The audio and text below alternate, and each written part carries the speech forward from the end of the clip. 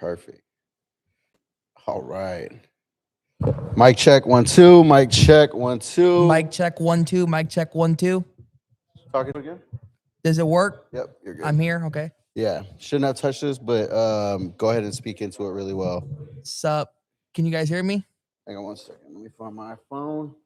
With a little promo. It's live right now though. So. All right. Good to know. Go grab my phone real quick. Oh, here.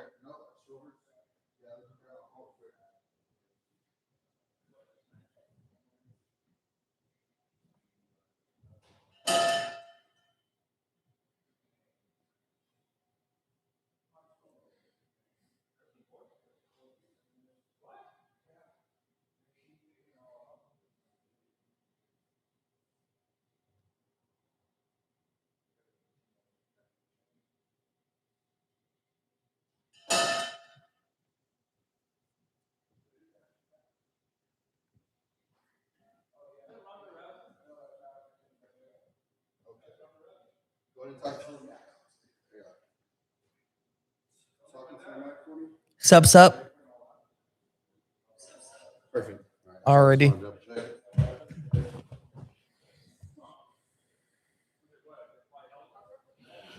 All right.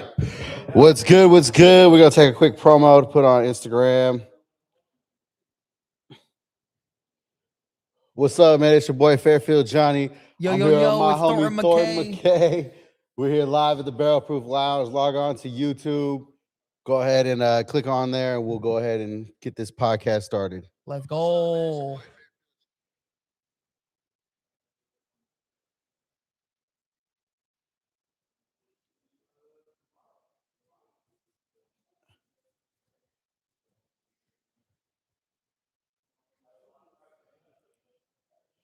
All right. Okay, what's going on? Welcome to the podcast, to the live stream. We are live at the Barrel Proof Lounge, 501 Mendocino Avenue in Santa Rosa, California. Barrel Proof is a great spot to be on a Monday, Tuesday, Wednesday, Thursday, Friday, Saturday. Happy days. You know what I'm saying? And so we're down here right now. If you guys are in the area, please come on down. We are live streaming. There's also an open mic going on tonight, the OK Good Comedy Workshop between 6 and 7, and then the mic after that between 7 and 9. I got my friend here, someone who I've gotten to know over the last couple of months, someone I definitely do call a friend. Also, too, someone with an amazing story, and I thought it would be really great. It so happens to also be Mental Health Awareness Month. Oh yeah, I forgot about that. Yeah, me too. Until I started thinking about it. Shout out to all the people who have crippling depression.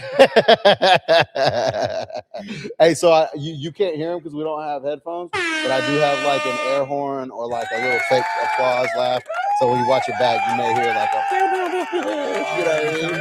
If you had something good. So I got Thorton McKay in here, everybody. Thorton McKay, man. Here I am. Shout out my boy. He dressed up for this occasion, which I really, really respect, bro. Thank you. I really respect your attire. I appreciate it. Thank you. Yeah, man. Look nice, you know. No, I know. I almost feel like, because I actually, what happens to be funny, I have like a tux jacket in the car for Wednesday because I'm hoping to help Rob do the Wednesday night market, and I got to dress nice. You know what I'm saying? That's what's up. That's cool. So I was like, should I get it? And I was like, nah, I look kind of funny with these pants, and I didn't really cover. But you look sharp, bro. Appreciate it. We'll leave it like that. So first of all, this is Thornton McKay. Here I am. Yep. And just as a kind of like a quick thing, and then I'm gonna let you talk about yourself a little bit. Thornton McKay is a comic, also a great human being. I would like to say that. Really cool dude. But he is the 37th? 39th. Okay. Yeah. I think I put 37th on a promo thing. That's fine. You know, I it's close confused enough. it a little bit. Yeah. I confused it a little bit. He is the 39th person to jump off the Golden Gate Bridge and survive. Okay, so I'm gonna let you get it, bro. I love it. And so I will tell you guys this: Thornton is a comic, right? So he is a comic. So this is gonna be a fun, but also pretty serious because when I did a little research on you, bro. Yeah, thank you. And I seen that you have done like an ABC7 interview. Yeah, I've done some other interviews. Yeah. Yeah. So there's a few interviews of you online. And so now not as good as this one though. This one's gonna be the best. oh, this is definitely gonna be the best. Yeah, the other ones are quick few minutes, you know what I mean, that they edit it up. But mental health and your story is something that you're an advocate of. Yes, agreed. And laughter, laughter is the best medicine. Yeah. I don't know if laughter can save you from jumping off a bridge, but it definitely is a side effect, right? Yeah, but also at the same time, like it's good to laugh. It's good for people to like have a good sense of mental health through laughter. And I might not be able to save myself with laughter, but at least I can have a good sense of humor before I die. Yeah. So this whole thing is very interesting because what's funny is when I thought about doing this podcast live stream, I talked to Rob and I was like, hey man, I just really would love to have something going on here so that some of the comics can get on, things like that. I never thought this interview would happen like this. So I'm really glad. It did. No, now it's happening right now, live in the flesh. Exactly. Yeah. So real quickly, I don't know if you saw the promo thing that I put. I did. It looked great. What did you think of this? Did you hear the song that was on it? I did, yeah. I would have went for Jump by Van Halen, but the other Jump is just as good. I did. I was gonna put the Van Halen, but then some people, for some reason, they equivalent that song with Trump now when he was doing his rallies and stuff. Man. And so I was like, I think that's the like two on the nose. I thought Crisscross will make you jump. That's good too. Yeah. I thought that was a good one to go for. So I mean, I could have went with I Believe I Can Fly, but that would have been. No, we can't do that anymore either. That would have been a good one too. I Believe I Can Fly. Okay, I like it. I like it. R. Kelly's in prison, otherwise that would have been a good choice. Yeah. No, this is exactly how this interview is gonna go. Yep. So if you guys came for the Barbara Walters hard-hitting interview, I don't think you're gonna get it. And what's crazy is Thornton, not only does he have a crazy story, he also has a dark, twisted sense of humor. I do, yeah. So you know what saved my life actually was retard strength. You know what's funny about that is Tom Segura, obviously, right? Yeah, he's one of the greatest. Yeah. Have you ever seen his This Is Not Happening story about him ODing? Yeah. Yeah, and he says that the doctor was like, he's like, how did I survive? He's like, it's because you're fat.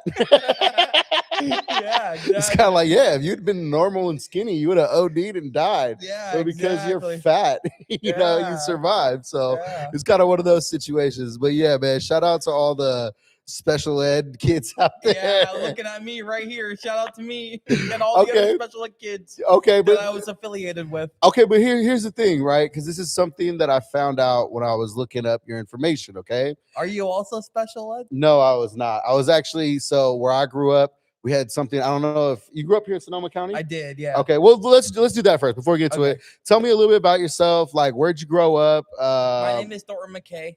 I was born and raised in Sonoma County. I was born at Memorial Hospital next to Montgomery Drive. I was a former foster youth, so I had my own struggles in my own life. Oh man, I didn't know that. Okay. I mean, it is what it is. I mean, I don't regret anything. It's made me a more strong, independent person.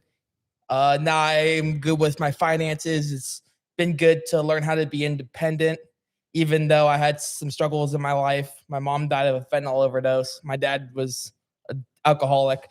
But at the same time, now look at me. I came out somewhat successful. That's awesome. I did jump off a bridge, but at least I have something to show for it. Yeah, and so one of the things what I was gonna say I learned about you was at the time of, I guess we would just call it the incident, at the time of your launch. Yeah, exactly. At the time of your launch, it classified you as a UC Davis student.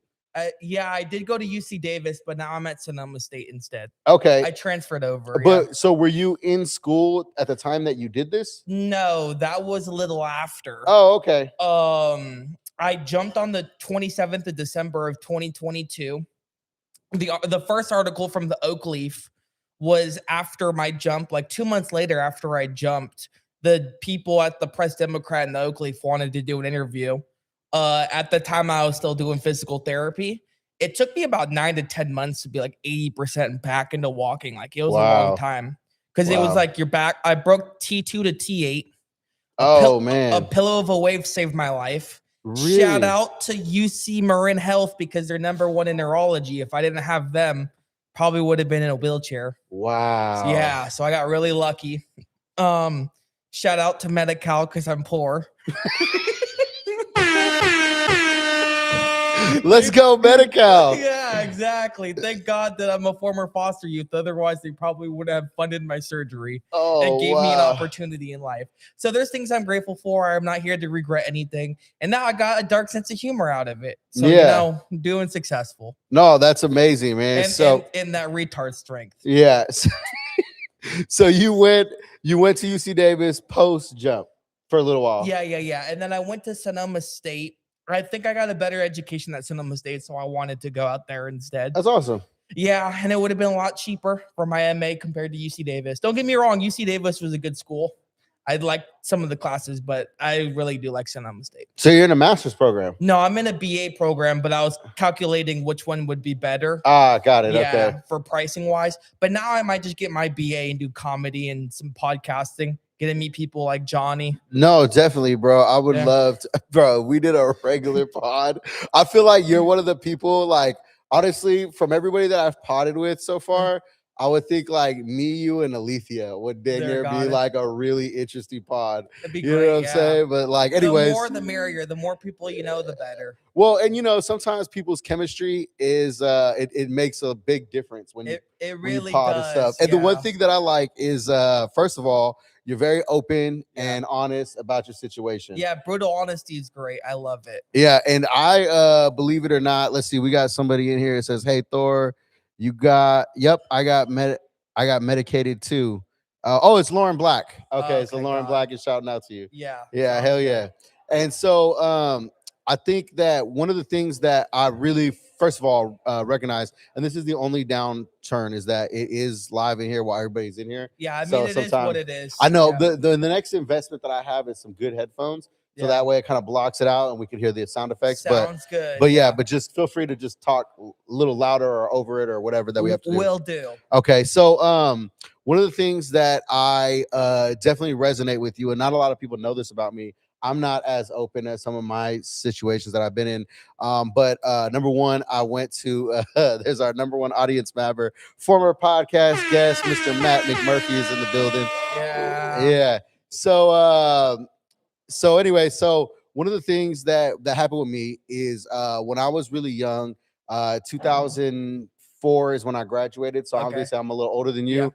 But ecstasy, Fizz, the whole Mac Dre Fizz movement was really big. And I got really into ecstasy because it was easier to sell than weed at the time. You just count pills out and double your price. You know what I mean? And I did ecstasy for like almost 4 months straight at a period of time. And then I got arrested and faced felony charges. Oof. And so I went through a severe life experience as well as a chemical imbalance.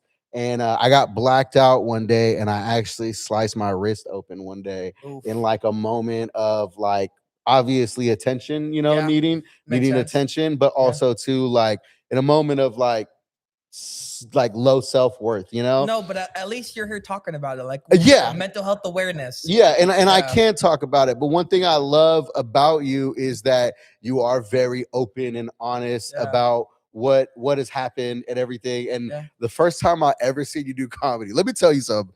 The first time you ever see Thornton do comedy, it's a whole experience. It definitely is. Yeah. It's like that wave that saved his life. You know what I'm saying? It's like it goes up and then it goes like this. Yeah, exactly. Splashes you a little bit in the front row. There's a silver lining to everything, though. While you were on ecstasy, at least you didn't get molested. I mean, not voluntarily. You know what I'm saying? So anyways, I think it's really dope that you're very open and honest about your situation. Okay. But one of the times I heard you talk about it on a comedy set. And then the next time I came back, I had a joke in my head. And I was like, "Hey man, I got a joke. I hope it's okay with you." And you're like, "Go for it," And so here's my favorite Thornton joke that I have. So I said, "Hey everybody, you ever hear that Dr. Seuss book, Horton Hears a Who?" I said Thornton jumped and went, "Woo!" exactly. I did. It's true.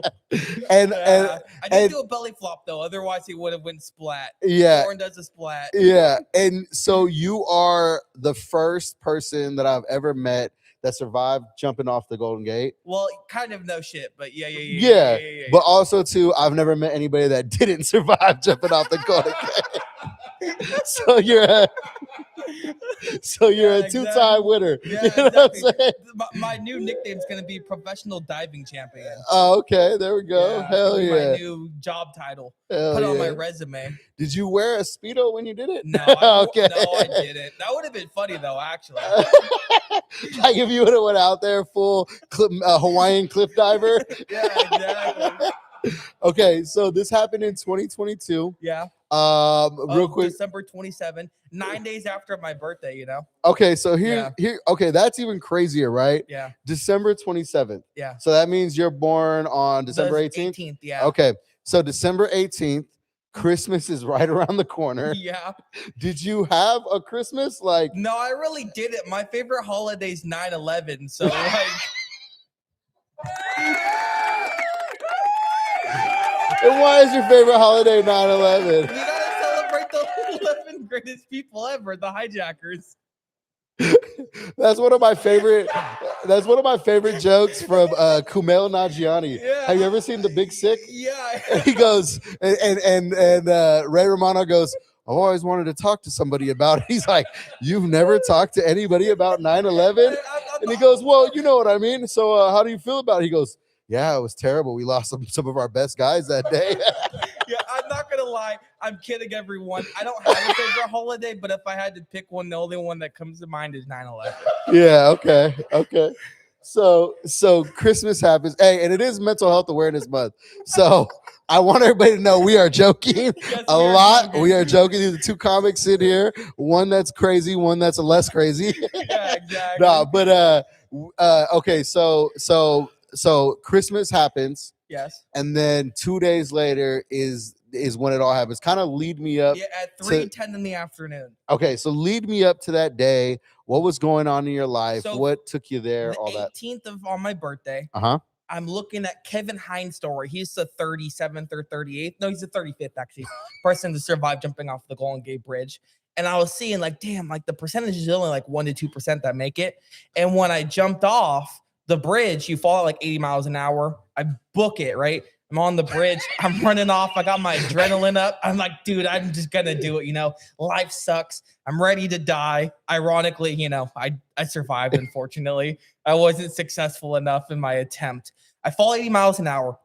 You fall in about 4 seconds because you fall 80 miles an hour. God, that is so fast. And most people say they regret it. But me, I'm like, oh, thank God I'm going to die. I tread the water for 40 minutes. So now I'm just kind of like, fuck, here I am. And people are like, you know, you're here for a reason. I'm like, well, that's kind of dog shit, you know, because Hitler was here for a reason too. We're like, oh yeah, I probably shouldn't be saying No, you're good. I had a little.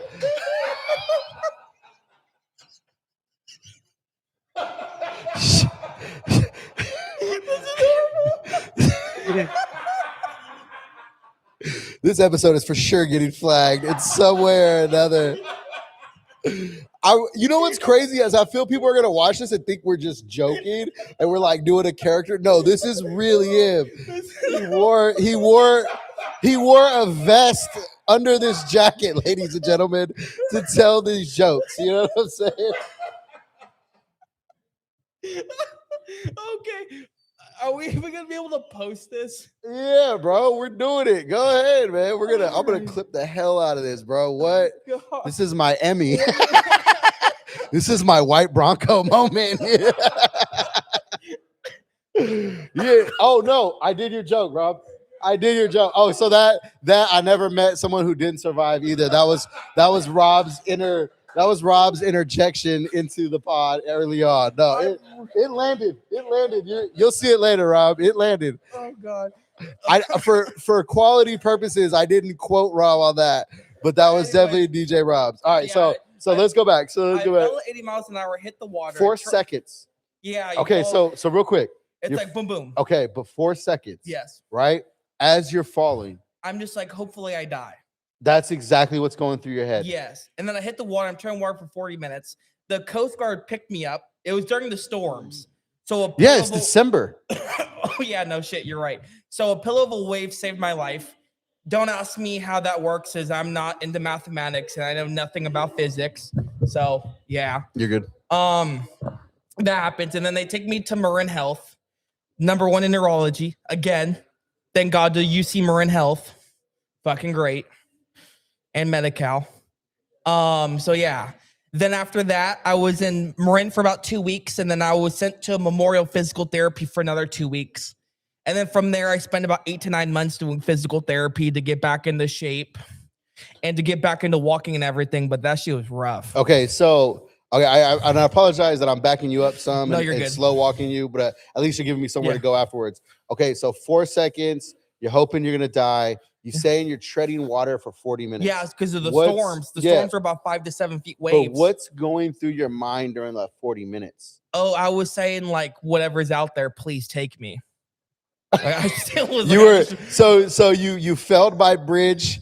You were hoping to go by shark. Pretty much, yes. Jesus Christ, Yeah, bro. Yeah. That's wild. And also, while I'm here, another darker thing was when I ran past it, I think there was a father and a 9-year-old kid. So to that kid out there, hopefully you got therapy. Yeah, because that would be pretty traumatic. Or maybe the kid wanted to do it. Maybe I gave him motivation to want to be a professional diver. All right. So it's 2022. There's the net on the bridge. Yeah, no offense, guys. I hate to say this. I'm so mad at that shit. You're mad at the net? $400 million for a net. We should have put that towards mental health, and that was just a Band-Aid on a Band-Aid. I'm glad we're saving lives here with that net, but that $400 million could have went to mental health, could have went to therapy, but nah, let's build a net. Like, what the fuck, everyone? So how, and this is not a how-to for people who are looking for the way through. But how do you not hit the net? Was there just like an area at the time I jumped, there was about 80% filled. I was one of the people to jump when there was no net in that area. Oh, is it now? There's now almost 100% now. It's like 98%. So is your name hanging from that 20%? Pretty much, yes. The Thornton McKay gap. Yeah, exactly. Yeah. Okay. Yeah. All right. So you're treading water. Yeah. The Coast Guard picks you up. Now here's the question, right? Yeah. Because I don't know, but is it technically like illegal to try to jump or yes, it is. Other people have done it before. There's another guy named Lou Otter from Windsor. They tried to find him, and he was at Windsor High School. He was 17 at the time. It's illegal, but at the time they're probably not thinking like, oh, let's arrest this person, after he just had a traumatic incident of falling off a bridge and breaking bones. Yeah, it's kind of your own punishment at that point. Exactly. Yeah. If like you want to come arrest me, everyone, like I'm here, but otherwise, like I'm too poor. You ain't gonna get shit from me anyways. And again, it is May Mental Health Awareness Month. So if you are feeling down and sad and want to end everything, please get help. Make sure you find that 2% in the bridge, you guys. No, I'm just kidding. Yeah.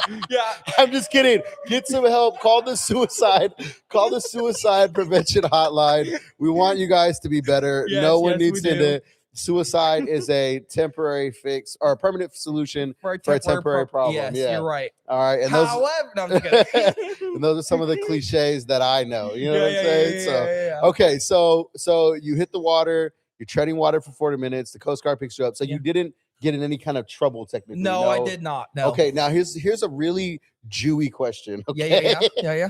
Did they send you a bill for the Coast Guard or anything? I said before, they tried to do that with Lou Otter, but it didn't work. So every single person that's done it has never gotten a bill. Okay. However, if they did give me a bill, I wouldn't be able to pay it off because I'm broke. So it wouldn't even matter anyways. Yeah, exactly. Okay. Yeah. So go after other people. So you were saying earlier that you were looking at like the 35th or 37th. Oh yeah, Kevin Hines is his name. Shout out to Kevin Hines. Shout out to Kevin Hines, dog. He was another person to survive. Kevin Hines, come sit down on the podcast. I know he actually jumped September 25th, 2000, and he has a whole story. So you should go check him out. Wow. Too. So there was 20 something years between two different people that made it. Exactly. Yeah, That's crazy. Okay. Yeah. And Lou Otter was in the middle. I think he was like 2010, 11. Do you feel like because you were looking this up or anything that you had like kind of almost like a focused ideation of doing it? Yeah, I have. And then even till this day, sometimes I have survivor's guilt, About 2,000 people have died doing this. I'm the 39th out of around 2,000, Yeah, shout out to the 2,000 that couldn't make it. They couldn't be here. They couldn't be here on the podcast. Probably had a different story. Yeah, they couldn't be here on the podcast today. Depopulation is good for the environment. I mean, technically, the earth, people die every day, right? Yeah, that's exactly. That's the one inevitable thing. Like I used to obviously be scared of death, Yeah. And then you go through life and you're kind of like, yo, people are dying every single day. Like you're gonna die at some point. Yeah, and that's why you gotta have a good laughter. This is why I try to bring this as a good medicine. Okay. We're all gonna die at some point and laugh about it. Okay, so stupid question. Yeah. Do you like the movie Jumper? Yeah, it's a good movie. Good movie. All right, that was my dumb dad cornball joke, a question that I had to write down because I love that movie. I love that movie, and I don't know for someone who jumped like that if it just tickles you a little or like. No, it's a good movie. All right, okay. So let me go ahead and ask some of the questions that I wrote down. Okay, because I did some work and I wrote some questions out. I feel like they're good questions. So, but I also too they're not like typical cliche questions, right? Okay, like what do you have to tell people out? All right.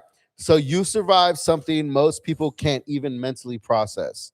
What's the dumbest thing someone has said to you after hearing your story? Oh, every time I do, this is the dumbest thing. It really pisses me off.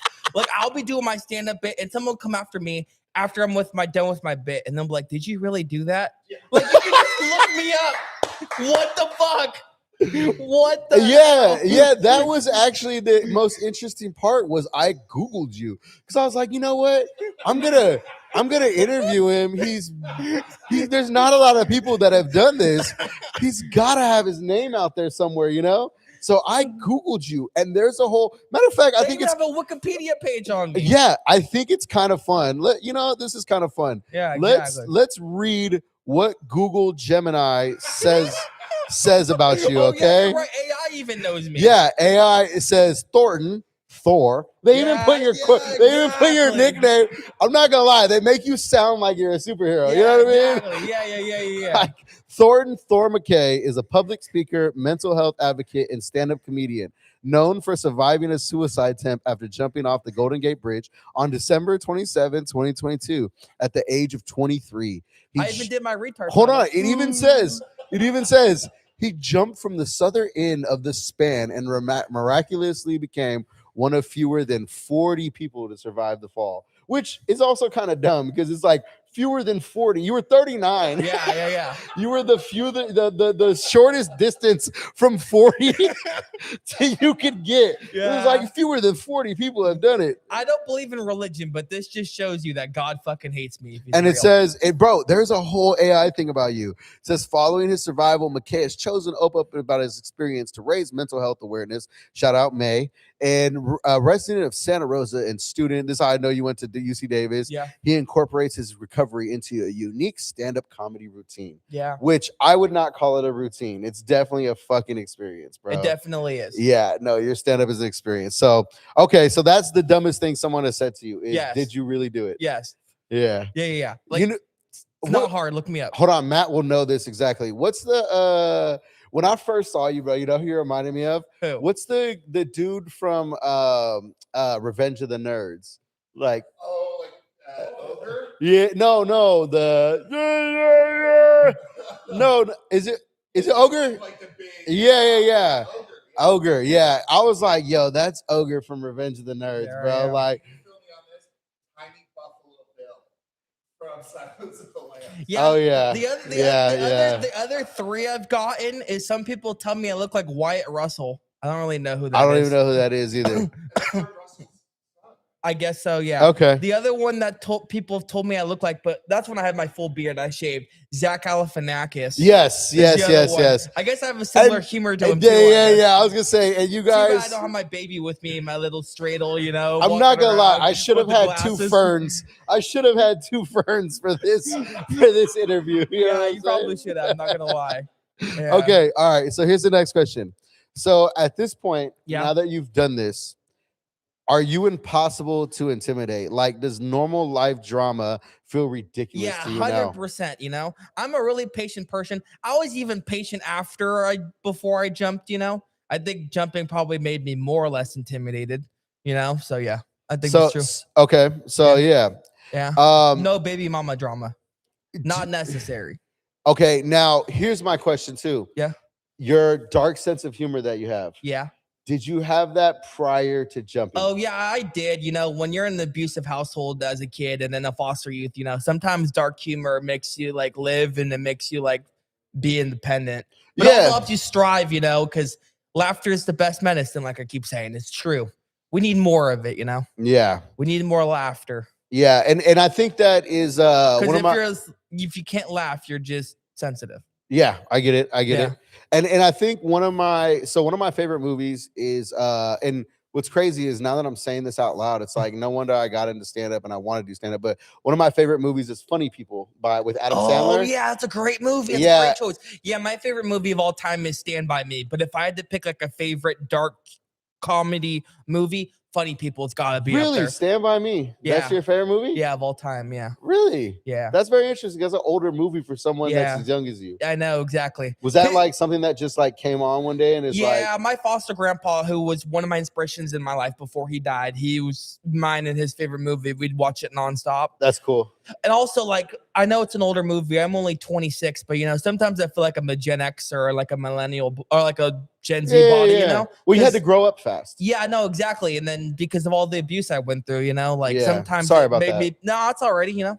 It's made me more independent, made me have to struggle, but sometimes some of the most challenging things in life can be the Yeah. most beautiful. In Funny People, Yeah. he says he's talking to Seth Rogen and he's like, "Were your parents married or something like Yeah. that?" And he's like, "No, they divorced." He's like, "Oh yeah, you'll never be as funny as me because my parents stayed together, and you have to break out the funny faster when there's trauma in the house." You know what I mean? Exactly. He's like, Yeah. "I tried my whole life to make my father laugh, still haven't succeeded." Yeah. So it's one of those situations Yeah. of like trauma, things that you go through. It ends up being something that's kind of like a catalyst. Exactly. for the yeah, rest of your yeah, life. Yeah. You Okay. know, exactly. So, And this but is like my second contribution. You know, now that I get a second opportunity in life, I survived my incident. Now this is kind of like I get to bring laughter. I get to bring enjoyment. You know, I get to do something and hopefully let people laugh before. okay, I so die. so you had a dark sense of humor prior. Yeah. However, did jumping and surviving it like unlock an even It darker? definitely skyrocketed. Yeah, it you definitely like helped me with that. you yeah, went through yeah. like Pokemon transformation. Yeah, and exactly. became Yeah, Charizard. I evolved. Yeah, exactly. Yeah. I evolved into a darker humor sense of myself. My bad. yeah. I should have known that. I'm not a Pokemon guy. So yeah, no, you're good. the evolve I and get it. Pokemon yeah. evolution. Yeah, there you go. Pokemon evolution. There you go. Yeah. To all Okay. the nerds out there. And Okay. dorks like myself. Now, did you always have your haircut like this? Yes, I did. So MacGyver, there's this guy at Valley of the Moon. His name was Matt Wagner, one of my inspirations. He got me into MacGyver at like 13. And ever since then, I've always had the mole, you know. Okay. Shout out to Richard Dean Anderson. The new MacGyver sucks, by the way. Only the old I one. haven't watched the new MacGyver. I love Yeah. old MacGyver. Yeah. Definitely. That was something that me and Yeah. my dad used to watch growing up. Yeah. And my dad's like a Mr. Fix It kind of guy. So it's Yeah. always like, no, we can fix it, you know? Yeah, we're I like can make Bob the something Builder. out of- Exactly. yeah, Yeah, exactly. Yeah. Can you fix it? Yes, we can. Okay. Now, as a comedian, have you ever watched an audience get uncomfortable with your comedy? Yes. I've actually had people walk out on my set, and that shit's actually great to me because I'm like, I might be doing something super important if they have to walk off my set. You know, it means I'm doing something right for once. Okay. Yeah. And sometimes uncomfortability kind of is just what's good, you know? It's okay to be uncomfortable. You got to be comfortable to be uncomfortable. Yeah. Have you ever had somebody come up to you after a set and be upset? No, Okay. thankfully not yet. Because that would be kind of fucked up. It's That would like, be kind yo, of fucked up. I yeah. survived. I'm telling you my story. Yeah. And then you come up to me and be like, you shouldn't be talking No, about but that. I understand where they're coming from too, though, because like we said, mental health is important. Like I said, I'm trying to make people laugh. And yeah, I can be coming off dark sometimes. But like I said, laughter is great. I think people should laugh more. I like to embrace my story, but sometimes people can be put off the wrong way with my jokes, so I kind of get it. Well, I don't think anybody's put off by your jokes about jumping. Yeah. I think it's saying that you love Hitler. Oh, yeah. That's what it is. It's me and my Holocaust jokes. Yeah, it's those. And also too, and I don't really like to get into politics or anything like that, but you also have a Charlie Kirk joke. Oh, I do. Yeah. Can I say it? Go ahead. I don't care. Alrighty. So one of the jokes I've done previously is like, I failed my suicide attempt. I made it after jumping off the Golden Gate Bridge, but now I know how to be successful this time. I'm going to go to college campuses and tell college students there's only 2 genders. And if I survive Charlie Kirking myself, I'm the first person to ever fail at both life and death. Yeah, there you go. Yeah. Oh man, that's a crazy joke. R.I.P. to Charlie Kirk. Yeah. Okay. So let me just get back to my questions because there's so many tangents. All right. So what became more important to you after jumping that was like a surprise to you, like that you didn't realize, like it could be something silly, even like, yo, I realized I love animal fries or something, Okay. Like what's something like that you were not thinking that would become like something you actually cherish about that life? Actually, no, this is more of an enlightenment. Okay. Knowing that I actually have the opportunity to help make a contribution to society, bring laughter, help people out, help foster youth who have had struggles in mental health, and be able to know that there's other people like me in my shoes that I can try to help with mental health or try to help know about their finances or like enlighten them in the world, because influential people can help other people. It's like paying it forward. Yeah. And before I would always be like isolated, didn't think I had the chance to, make an impact, but now I know after that bridge incident, now I get a second opportunity. Now I can help people. The impact. No pun intended. Yeah, on my back. Yeah. Yeah, exactly. That was quite an impact, bro. It was quite an impact. Yeah. Okay, so you say you landed on your back? I did, yeah. So that's how you crushed all the... T2 to T8. They did a spinal fusion. Thank God to medical technology. It's gotten advanced, Yeah, I mean, that's one of the reasons they always talk about... how many people get shot in like Chicago, but it's always like 36 people shot, not so many dead. Exactly. Because medical technology has become so great. Too bad I haven't got shot yet, but it might happen in the future because then I can say I went out with a bang. Hell yeah. Okay, so all right, let me get back to my questions because I want to get through these questions and then we can riff and joke around some more. Got it. All right, so okay, I love this question when I came up with it. Already. All right, you're literally one of the only comedians that can say bombing on stage is not the worst experience in your life. Yes. I would rather go jump off a bridge again than go bomb on stage. It's true. It's probably the worst feeling in the world to have. Right. So it's the equivalent of just hearing crickets in your backyard. Like, it's terrible. Okay. So bombing on stage is a crazy experience, right? How nowadays do you handle your mental health? Like, what kind of coping skills or finances? I have my Robinhood account. At 26, I got $25,000 in my Roth IRA. Finances has been a coping mechanism.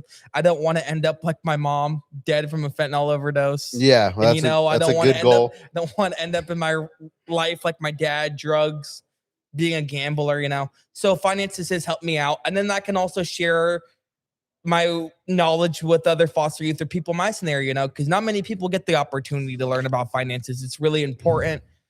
And then I can contribute to mental health, always be there on the other line, even though sometimes I would want to die just like them when they're like in that moment, because I'm not going to lie, I still struggle. I still have my isolation, but yeah.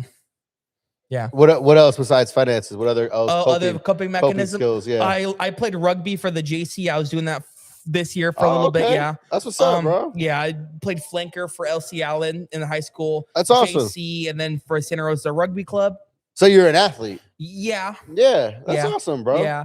And then other coping mechanisms. It's that retard straight. Exactly. See, he knows. Yeah. And then the gym and other areas of strength. Yeah. Yeah, you're there like 4 plates each side. They're like, how does he do it? How's he You're do like, it? okay. Yeah. And also too, I'm sure sharing your story is like, It really is enlightening. I can help Yeah. other people out, you know. no, but Yeah. I mean like, okay, People so less retarded than me also. so I went to rehab, right? Yeah. And then one of the things that they tell you in rehab is when A helps B, A gets better. Yeah. Like helping someone else is actually a benefit to you. Yeah, I forgot the exact quote, but Robin Williams said it, where it was something like the equivalent of I like, need to jerk off right now. oh, no. Not that quote. It's something like, Where's my belt? That one? no, yeah, that too. It's like, as long as I helped one person within this universe, I've done my job, you know. Being Oh, able to know okay. that I helped Is that what with- he said? Yes. Okay. I forgot what it was, but something about the universe and helping people Yo, out. you know what? This is wild. I never put this together. They did put Robin Williams Tunnel They did. right before you approach They the did Golden that shit Gate. dirty, bro. That shit's fucking whack, bro. That's so Whose messed up. idea was that? Bro, that's so fucked up. Like, come on now. I mean, wow. I wish you were here right now, Robin Williams. He did Oh you my so God. fucking dirty, So this bro. is pretty fun. I don't know if you know this, but Robin Williams has performed here before. Oh, I did not know that. Yeah, so this used to be a restaurant called Acapulco. It was like Oh. a Mexican restaurant. Okay. And DJ Rob told me that he brought Robin Williams chips and salsa on stage while he was doing a set on the very stage. Damn, I wish I would have saw it. Dude, me too. R.I.P. What? to one of the goats, you know. What Yeah. a humble, amazing Have dude. you ever watched his documentary? I have, yeah. Yeah, Come Inside My Head. Yeah, Which inspirational, also man. sounds like a sexual innuendo. It kind of does. I mean, it's Robin Williams, so it probably most likely is, to be honest. Yeah, well, the name for that comes from a set that he did, Oh. where he's like, dude, it's Well, so let me guess, brilliant. he was also on cocaine. For sure. Yeah, for yeah, sure. for sure. Yeah, But there's a moment where he's like literally like unlock file. Oh, file failing, bombing, Yeah. quick, load up something, like, and he's Yeah. like saying how it goes yeah. in his head in a set. You know what I'm Yeah. saying? Like, Sometimes I'm not a drug addict, but sometimes I'm like, I wonder how it would be if I was on like cocaine doing it. I said, don't do it. I Yeah, don't think don't I do could it. do it, man. You know what, man? I'll tell you, as a former addict or as an addict, in recovery, Yeah. it's not something. It's always way less satisfying than you think. Yeah. You know what really is crazy? I feel like the high is in the desire to be high. You know what I'm saying? Yeah. Like in your head, you go, because like they say, like gambling addicts, they say that the gambling addict does not like get high when they win or lose. It's the in between while they're waiting. Oh, that's So gotta be rough. I feel like the real addiction with drugs really comes down to what's up, guys? Really comes down to like the situation where like I want to go get high right now, or I want to be drunk right now. Yeah. But then once it happens, it's like it's not as exciting or as good as it is because it never lasts forever. And Makes the problem sense, yeah. with cocaine is when you have good cocaine, you end up doing it all, so you run out anyways. You know what I mean? Yeah. So okay, let's get back to some of these questions that I had. All right, so do crowds get nervous laughing because they don't know where the line is? Meanwhile, you crossed the line years ago. That's a good pun. Come on, bro, that was good, right? You weren't ready That's for the good. last I part. was not Yeah, ready. yeah. I would say yes.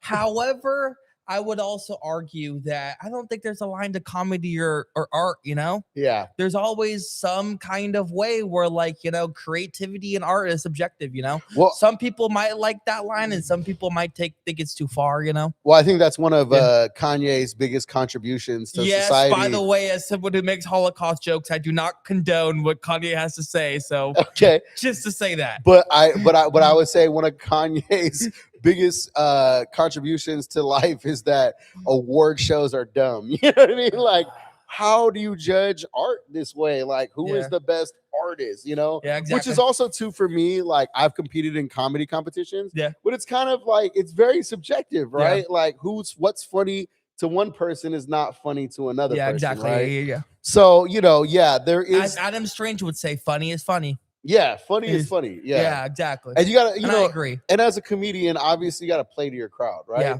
Like I can understand that, like a black room, you know what I mean? probably would look at you and be like, what Yeah. the fuck this boy on? You know what Yeah, I mean? exactly. Like, Yeah. But yet here in Santa Rosa, and I think it's cool because I've heard your set so many times, like your kind of normal intro, but I've also heard you be like, I'm kind of like almost done doing this intro of I jumped set and I just want to get into regular comedy stuff. Yeah. I've been Just getting like- better at it, you know. Yeah, just I jump don't into wa- jokes without Yeah, exactly. without the pretense And it's of always nice, you know, because then it gives me some criticism to do new material and get some new material in for my comedy, you know. Shout out to John Lear. I love his criticism.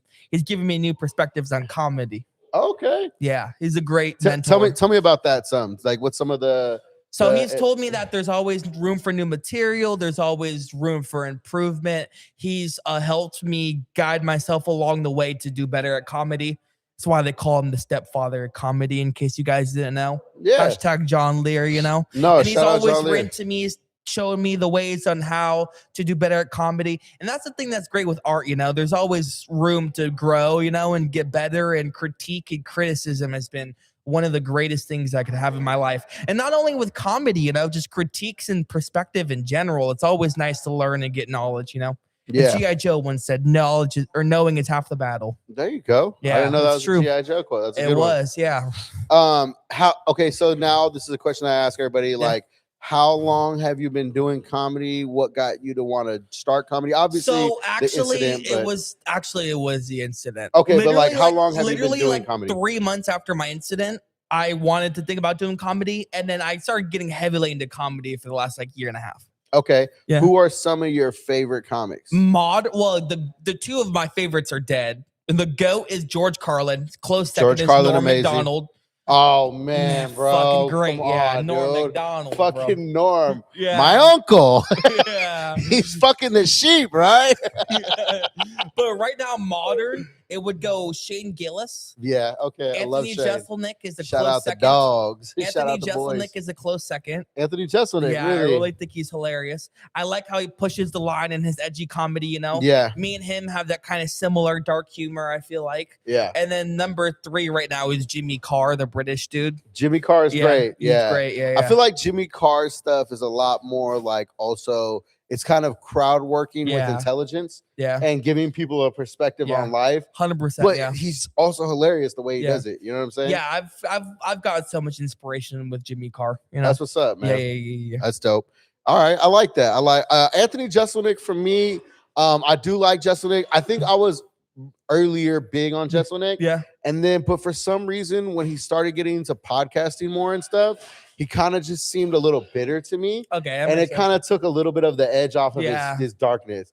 It's Yeah. like, yo, you can't be the king of dark shit and then also like complain that some people are not funny for the way that they do. You know what I mean? It's I like, guess, yeah. yeah. But no. But I mean, again, art is subjective. Yeah, exactly. Who's funny is funny. Yeah. Obviously, I grew up in the. I'm a huge. The GOAT to me is Chappelle. Yeah, You know what I'm makes saying? sense. Yeah, early Chappelle. That Chappelle's great. Yeah. Some of his newer stuff, it's like Yeah. I'm waiting for the jokes. I get Yeah. it, the stories. You know Yeah. what I mean? But Yeah. it's also too. He's at the age where he can do whatever he wants. Exactly. Yeah. You want to hear one of my biggest regrets in life? What? It's just happened a month ago. What? So I went to LA. Yeah. I was there the weekend before the Netflix is a Joke festival started. Okay. Yeah. So just literally the beginning of Yeah. May, right? I'm there for the weekend and I'm there for a family thing. I go to the Comedy Store in Hollywood. Mhm. Okay. I go sign up for their potluck Sunday. It's Yeah. an open mic. Dude, 70 something people signing up and they picked like 15, right? Yeah. They use a random number generator. Yeah. Didn't get picked, but since you sign up, it's like everywhere else, you can come in and watch, right? Yeah. So I go in and watch. The show starts at 6.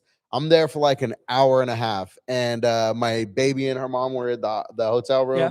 So I'm like, you know what? I think I'll just leave now. It's 7:30. I've Yeah. seen enough. Like, I leave at 7:30. When I wake up in the morning, the headlines all over Instagram are Dave Chappelle showed up at the Comedy Store at 8 p.m. for a surprise set. That's rough. Bro, what? With Shane, with Aw. freaking Kanye, like Chris Rock. Oh, that's They were even all better. at bro, they were all at Damn. dinner and they just walked over to the Comedy Store. Damn. So I learned a lesson that day. When Dang, you're, if I was there, I would have wanted to say hi to Kanye. No, Bro. I'm kidding. bro, I was like, I learned a lesson that day. You're in a big city, you just Mm. don't leave until the night Yeah, is over. exactly. Like you just stick around. You never know who's gonna pop in. Yeah, exactly. Yeah. So okay, so you've been doing comedy for about a year and a half. Yep. Well, like full on, like great, like getting myself better. That's out what I'm there saying. comedy. Like really hitting it. Year for and a half. Yeah, yeah. Okay. All right. So let's see. I got okay. What do you wish that people understood before someone reaches the point of jumping off the bridge? So here's the thing. This is where it gets tricky. I fully believe that someone should have the right to their own body. For sure. I support abortion. I support euthanasia. I support suicide. That being said, I do think that there's always help out there. There's always room for you to get help. Mental health is super important. I get why people think that suicide's an option. You know, I get it. Life's fucking tough. And I don't blame the people who do that. I'm empathetic for them, actually. Understand why people would want to do that. But like I said, there's always help. There's always room to help somebody else out, you know, and paying it forward. Sharing is caring is what they say. And how much work have you done since the incident with, like, I don't know, do you ever go talk to kids? Do you ever do any kind of things like that? Yeah, I have. I tried to talk to my friends and talk to people who need it. Sometimes it just takes a phone call and being able to listen to somebody who's going through it. And this is why I've also done comedy. Like I said, like I keep saying, laughter is the best medicine. I think being able to let people laugh and be able to laugh at something relatable is also important. Okay. Yeah. I like that. I like that a lot. Yeah. And you know, I mean, after this, like obviously you have my Instagram. We're all kind of in a big group message and everything, but I definitely want to give you my phone number too, bro. If you ever need something to reach somebody to reach out to. Thank you. And please send me this whole bit because I'm glad that we're able to do this. Oh, for sure. And I can't wait to be able to see how this went. Yeah. Oh, dude. And we're going to help so many other people out being able to see this video. Yeah, we're going to help Josh Landers stop being upset at everything in the world. Yeah, exactly. I'm just kidding. That was a comic that walked by everybody. Josh Landers. Shout out Josh Landers. Real quick before we're still going, but we are here downtown Santa Rosa at the Barrel Proof Lounge. 501 Mendocino Avenue, Santa Rosa, California. Barrel Proof. Please show up. Please show the support. Yeah, man. Barrel Proof is great. Have the comics see one another. We need more audience. It's a lovable community. Yeah, great so environment. It's a Monday. First and fourth Mondays here are the open mic put on by OK Good Comedy. There's a workshop. If you're a comic and you want to work some bits out, there's some people here that are workshopping from 6 to 7, then the mic from 7 to 9. On the second and third Mondays of the month, we have the Honeycomb Hideout, which is our friend Amore. She puts on a hip hop, Afro beats, reggae music, live things going on here. There's also the bars open all the way till midnight on those nights. So there's a lot of things going on. It's summertime. Come on down to downtown Santa Rosa. Wednesdays, there's an open mic here. You can sign up online on Bacon, Bay Area Comedy Network, on Facebook. But there also too is the Wednesday night downtown Santa Rosa markets, and our very own owner here, DJ Rob, is in charge of all the sound and all the things that are going on down there. So come on down to downtown Santa Rosa, come support this place. Tuesdays, our shows put on by Tony Sparks, the godfather of comedy, as well as Thursday, Friday, Saturday. There's always something fun going on here at Barrel Proof. So come on down, 501 Mendocino Avenue. Hey, you might even get a chance to meet the 39th survivor of jumping off the Golden Gate Bridge. Yeah. Also, they have sign-in sheets too that you can come in and sign up at 5 p.m. if you want to really do comedy. You know, you only live once, you might as well try comedy. Yeah, no, it's great. Okay, so let's see. These are just some like rapid fire question. Yeah. What's the most overrated life advice? Most overrated? Yeah. What's like total cliche and just doesn't. Oh, but total cliche, but it's actually truthful.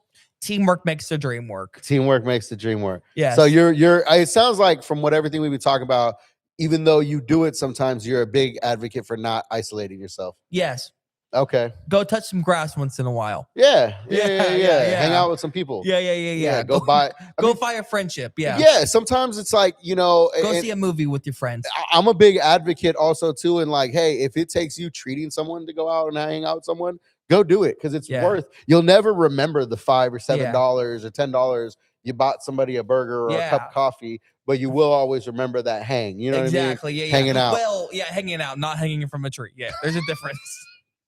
Man, I forgot with you. We got to watch out for some of these puns. You know what I mean? Exactly. Yeah, Okay. yeah. What's something tiny that you appreciate that people overlook? Most people overlook.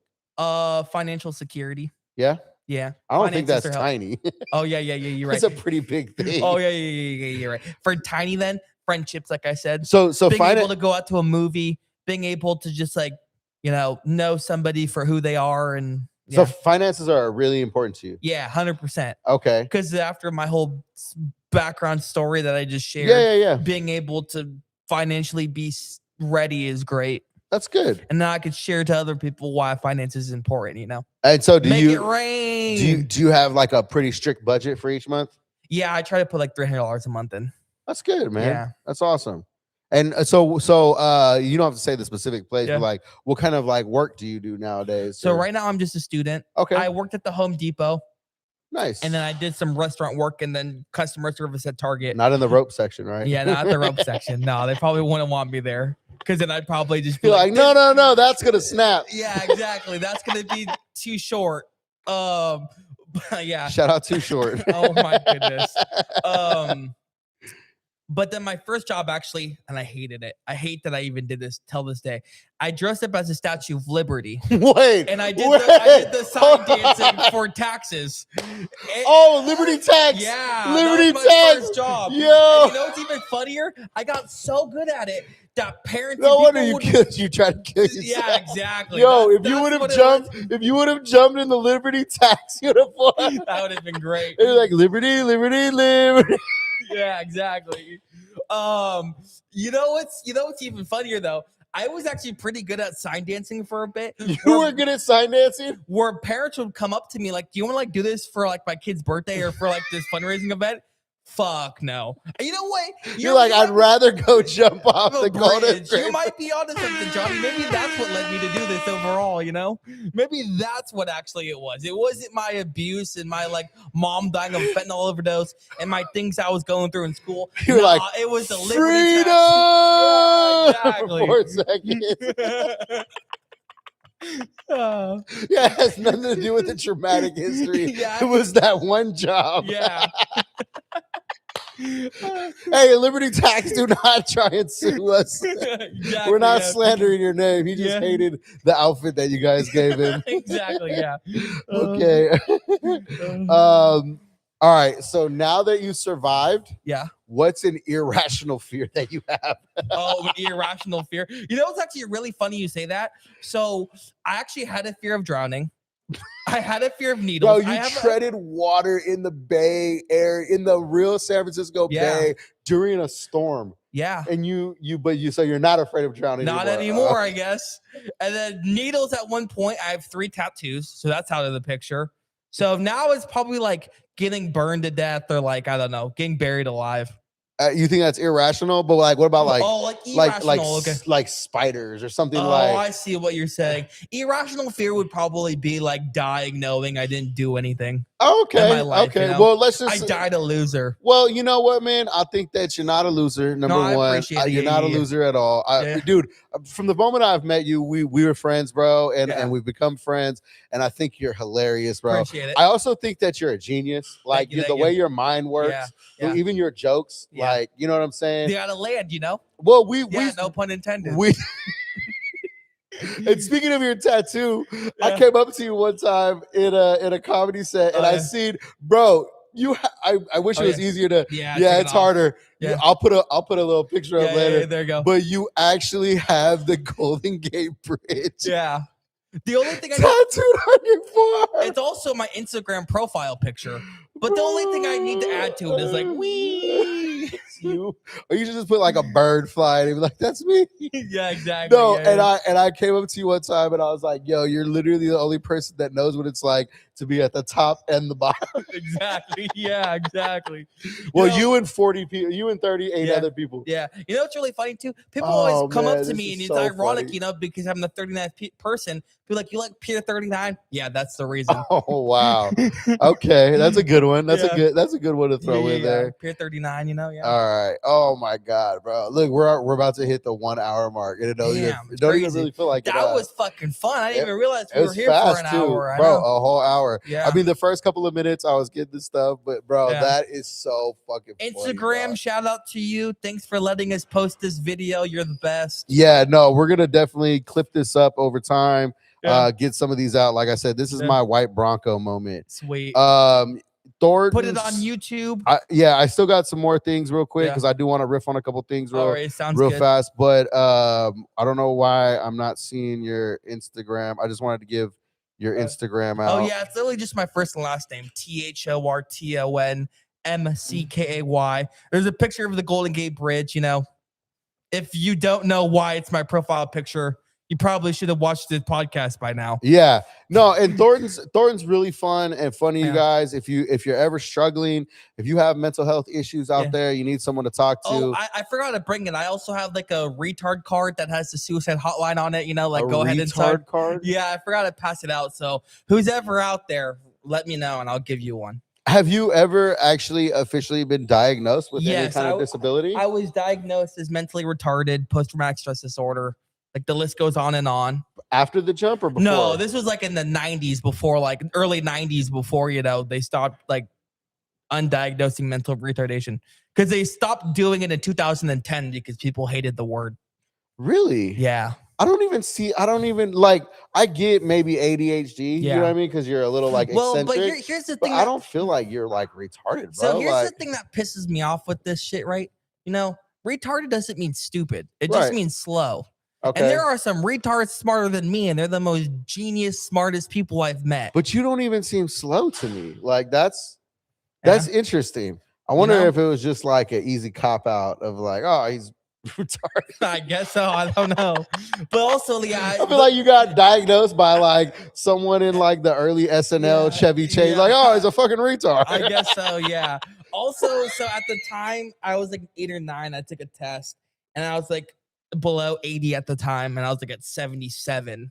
You know what's crazy though? They just did that. But with tests like that, dude, it also could just be the trauma you were experiencing in your life. Yeah. I don't think mentally you're like this, like, you know what I mean? Like, no, and it is a compliment. I'm not saying that in a way. I'm just saying like it's kind of crazy that they would label you that. No, I appreciate it. Okay. You know? Yeah. Man, that's very interesting. But also too, like, don't let somebody else's label that they put on you limit. No, I don't let it do it. I actually embrace it. That's what's up. That's what's up. That's why I like using the word. You can embrace it, you know. Okay. Get some laughter so what's a out of it. normal inconvenience nowadays that still pisses you off? Oh, that's a good question.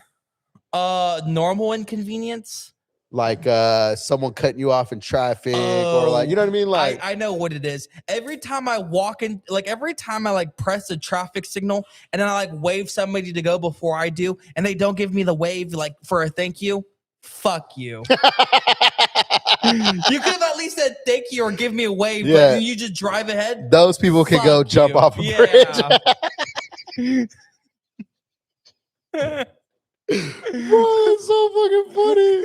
Okay, so I think honestly, like I'm glad I did that right now. Okay, so here's the last thing. We're not ending yet, but as a last thing for what I wrote down, if somebody is listening right now, feels completely stuck, what's something real you'd want them to hear, not the cliche version?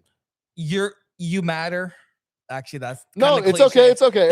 I wrote not the cliche version because I figured you'd bust something out there. Like, go ahead. You matter. You do matter. I think people have any contribution you could bring into society is great. Helping one another is awesome. Being able to just listen to people's struggles. You know, we all have our own trauma. We've all have our own struggles. One is more minimal than the other. We all go through our own stuff. And I really think that sometimes just going out, being able to have friendships and seeing a movie or just hearing somebody out, it's really important. And I know life is tough, but the more you can try to hang in there. God damn it. Those are all the cliches, but they're good. They're good ones, bro. They're good, bro. And being able to do something is what matters. Yeah. And I think what you've done to embrace your trauma, to embrace your experience, to make it matter, to put it out there on Front Street for others that are struggling with the same kind of thing. I mean, obviously, jumping off Go Gate is a very serious and traumatic thing to do. So if again, if you're out there, May is Mental Health Awareness Month. Reach out to somebody, find somebody you trust, find somebody you love that can talk to you. And I always say, it's one thing I always say to people, because I dealt with this for a long time, is like that negative self-talk. Like, speak to yourself the way you speak to other people. 100%. Like, you would tell people, like, hey, don't talk about yourself that way. Like, hey, you're great. Like, speak to yourself the same way. You know and sometimes just going out and going to the gym and being able to listen to music can help you get away from your thoughts telling you to, like, do bad things. It's amazing how important physical fitness is for mental fitness. You know what I mean? Like, physical health. What they would call like the whole metabolic health is all encompassing to mental health. You know what I'm saying? Like for me, I know I don't totally look like it, but I run like 3 miles like several times a week. And most of the times when I'm ready to go for a run, it's when I feel frustrated. And I'm just like, I feel frustrated. I feel a little sluggish. I'm not feeling like, I haven't ran in 2 days. You know what I mean? Like, let me get out there. Let me put up. I honestly, I used to go pump that iron. Yeah, I used to listen to music all the time, but I love listening to a good podcast. And going for a run because it kind of feels like you're hanging with buds. Shout out to Joe Rogan. I listen to Joe Rogan. I also love the Legion of Skanks. Are you a Legion of Skanks fan? Yeah, they're great. Yeah, Big J Okerson, Louis J Gomez, because they also make the same kind of dark jokes. Yeah, they do. And it's like I'll be on a run, bro, and then they'll say something totally just crazy, and I'll just like have to walk because I'm dying with laughter, and I can't take the moment seriously, man. Which is why also too like why I love doing this podcast for me. It's a lot to commit to doing something all the time, but I love it because I'm getting to know you guys more, like the comics that I hang around. And hashtag to Johnny Morales over here. Thanks for having them take me out and go outside to go do this podcast is great, No, man, I'm glad you're here. Sit here with Johnny and talk about my life story. No, I'm glad you're here. I'm glad we did this. Like I said, I felt like this would be a lot of fun, as well as informative, and may happen to be Mental Health Awareness Month. Exactly. You know what I mean? So I hope this helps somebody, bro. Yeah, I hope so too. Somebody down below in the comments one day, is like, hey man, I watched this and it helped me get through some stuff, and laughing about it. Laugh about it. Exactly. Exactly. So bro, you're hilarious, dog. Thank you. Yeah. So, what else you got going on right now? What do you want to go do an Iron Ox Brewery comedy show at 7 p.m. That's what's up, man. Do some more comedy. Yeah. That's what's up. Yeah. Hey, Connor, you need to contribute to this man's IRA. Oh, wait. There you go. Yeah. Okay, man. Well, I don't know. I think that kind of wraps it up. I thought Brian would be popping in. He didn't show up. Yeah, he's probably out there smoking weed, so it kind of makes sense why he wouldn't show up. No, it's all good, man. Shout out Brian Holden, man. Exactly. Shout out to Brian. Yeah, Brian's a dope dude. He's also really funny. He's gonna probably on Johnny's next podcast. Yeah, I won't be here next Monday. I'm gonna be in Los Angeles. I got a family event, and then I'm sticking around once again to sign up for the Comedy Store. But also shout out to Brian Holden. Great. Yeah, no, shout out to Brian. So we'll probably be in 2 weeks from now, when the Honeycomb Hideout is going on. We'll be back here hanging out. Yeah, shout out Amor. I'm still waiting till Amor wants to come sit down and talk to me on the podcast one day, but one day. But other than that, this is the Honeycomb Hideout, which I do love that name for everything because Mac Dre used to always refer to the Honeycomb Hideout. He said, I'm a dip to the Honeycomb Hideout, pull a couple of G's out. You know what I'm saying? Like, so it's really cool. Shout out to everybody else here down at Barrel Proof, DJ Rob Cervantes, Casey. Yep. Also, man, we're here at 501 Mendocino Avenue. Shout out Andre. Yeah, the Mormon, the Andre Mormon. The vegan Mormon. Vegan Mormon. Shout out to Andre and all the other comics and people that Chris Queerden Anson. Shout out to him. So yeah, man, 501 Mendocino Avenue in downtown Santa Rosa, the Barrel Proof Lounge. Anything else you want to talk about? Thanks for having me, everyone. Go get some mental health support and love seeing you guys. Thank you so much. Yeah, man. Shout out, man. I'm going to go ahead and end the stream. I appreciate you guys being here. Thank you very much. Thank you to Thornton. Real quickly before I go, no, you're good. Real quickly before I go, I do have my children's books available on Amazon. They're on Amazon right now. Where is Uncle John? The series. It's a travel series written for children, based on real stories, real travels that I've been through. Right now, I have Where is Uncle John? The Amazon Jungle. Where is Uncle John? Patagonia. Where is Uncle John? Guatemala. And so those are just stories that I've written. They're children's books. They're really easy, 40 pages, great information about real travels, what it's like to be around the world, the things you experience. And so, yeah, it was a great time having Thornton on here. Once again, it is May, Mental Health Awareness Month. So if you need some help out there, if you have friends and family that need some help, please reach out to somebody, give them a call, take somebody out to eat, someone out to lunch. Hey, man, send somebody $10 and tell them to go get on Cash App or Venmo and tell them to go get a coffee because you were thinking about them. You know what I mean? Little things go a long way. So shout out to everybody here. What's up, bro? You want to come sit down? One of my favorite comics, man. Mr. Scott Michael just popped by. All right. All right. Real quick, man. Real quick. Just a couple minutes.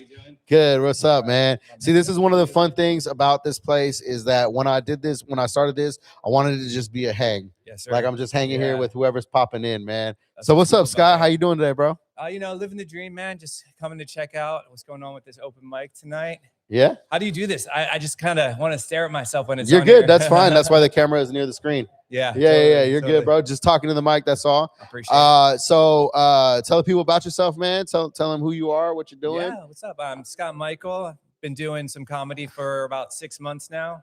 I moved out to California from the East Coast. I was born in Philadelphia. Oh, snap. I didn't know that. Yeah. See, this is the fun part about doing this. You get to learn about Yeah, everybody. You know what I'm for saying? Sure. So you grew up in Philly?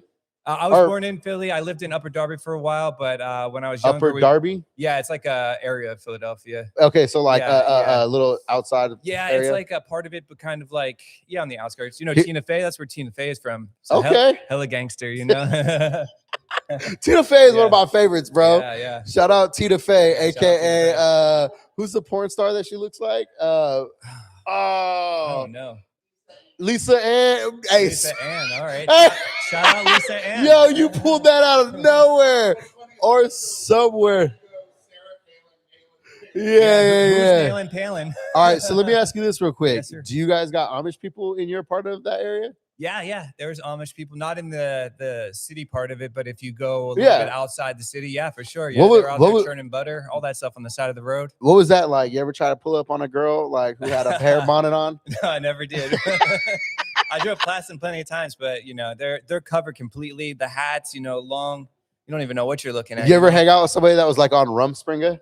No. See, I always wanted to do that, bro. For sure, Bro, I always one of my dreams in life is to be somewhere where there happens to be an Amish dude on Rumspringa and be Yeah. like, yo, let's get you wasted, bro. I You feel know what I'm that. saying? Yeah. I want to hear about Jebediah Yeah. and all the people raising barns. You know what I'm Yeah. saying? That's what's up. So how long have you lived out here in California now?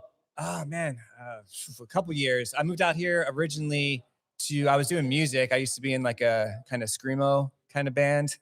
Doing what? What was I did keys in like the screaming part of it. you used yeah. to scream? Yeah. Give us a little sample, bro.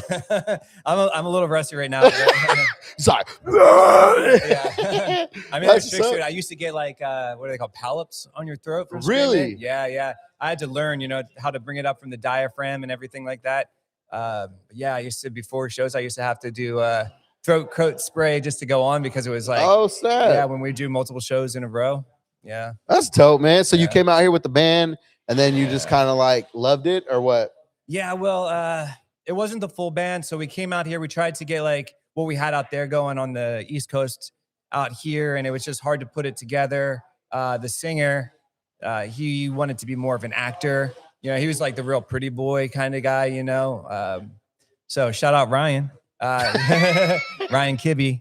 We used to call him Ryan Filthy, but Okay. but he left that part behind. Now it's That's what's up. Are you still playing music? Are you still doing anything with music at no, all? not really. I mean, But you could play like full keys, everything like that? I play guitar. I'm not that good. You know what I mean? Oh, It's okay. been a while since I played, but yeah. You're supposed to big yourself up on a podcast. Yeah. You're like, I'm yeah, very bro, I'll funny. be shredding it all Come the see me- time. Come see my comedy. No. Hey, he is very funny.